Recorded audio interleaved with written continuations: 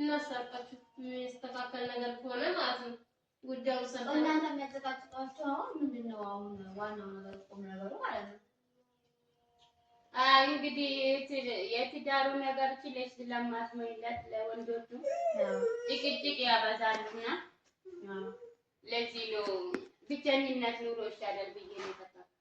በቃ ነፍስኝነት ይሻላል ከትዳሩ ማለት ነው። አዎ ነፃነት አለው አላ እንግዲህ ግማሹ ለማግባት ዝግጁ ሆነ ነበረ። ግማሹ ደግሞ እየፈታ እቃውን እየያዘ እየመጣ ነው። ወላሂ የሚገርም ነገር ነው። በአሁኑ ሰዓት ወንዶች ትዳራቸውን ቆፍጠን በማስተዳደርና ሚስታቸውን ቀጥ አድርገው መያዝ ምናምን ያው በቃ እንደዚህ አይነት ወንድ ጠፍቷል። ለምንድነው ባናውቅም ማለት ነው። ለማግባት የሚሸኩል ሰው ወንድ እንደሞላ ለመፍታት ይሸኩላልና ምንድነው ችግሩ? የትግራ ይገባል።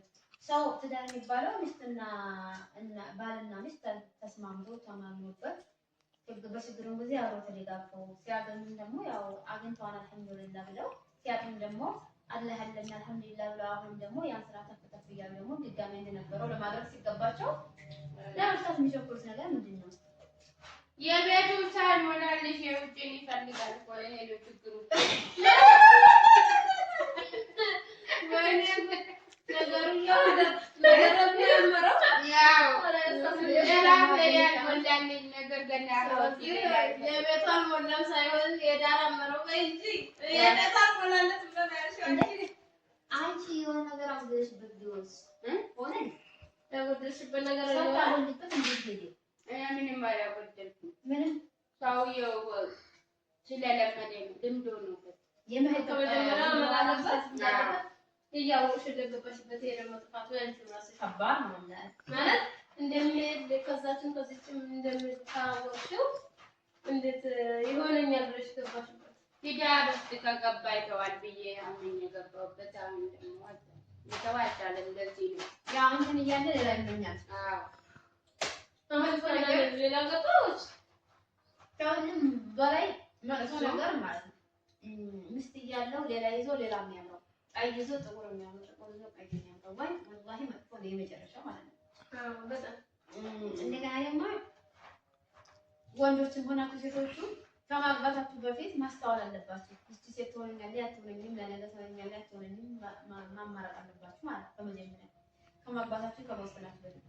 እንደገና ደግሞ ካገቡ ደግሞ ቆፍጠን ብሎ ያን ትዳር እንትን ማለት ነው። ምን እያንጸባረቀ ስታምራችሁ አግብታችሁ ስታውቁ እንደገና በሆነ ጊዜ በአንተ ስንፍናና በቤቷ ቀዳዳ ምክንያት ስትበሳቆር ከትውባት ወንድ አትባልም አንተ ማለት ነው።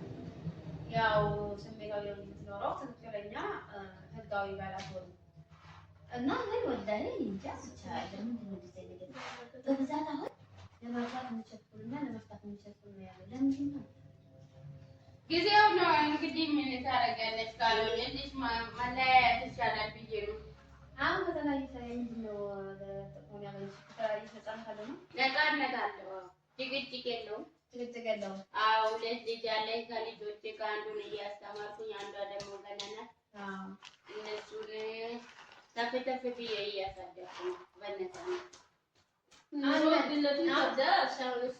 እሱ ጋር እያለሽ ያልቻልሽው ኑሮ ለብቻሽ ብለሽ ያለ ስራ ሁለት ልጅ ማሳደግ እንዴት ነው? አይከብድም? እንግዲህ ጭቅጭቅ ካለ ከጭቅጭቅ ይሻላል ብዬ ነው። ጭቅጭቁማ ይሻላል።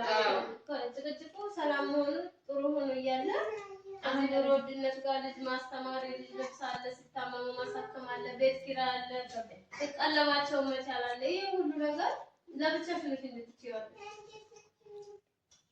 አይ ቤተሰቦቼ ያግዙኛል እንጂ ብቻዬን እንኳን አልችልም።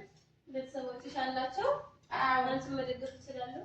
አዎ ምንም እንግዲህ የመጀመሪያ ልጅ የምታስተምረው እናቴ ናት። እሷ ያሳደገቻት። ለዚህ እንግዲህ እንደምንም ከጭቅጭቁ ይሻላል ብዬ ልጆቼን ይዤ እያሉ እየኖርኩ ነው። አሁን አንቺ ምን እየሰራሽ ነው? በምን ሁኔታ ነው የምትተዳደሪው ታዲያ? እኔማ ያገኘሁት ነው የምሰራው። ዝም ብሎ በቃ በራሪ? አዎ በራሪ እንጂ ቋሚ ስራ የለም።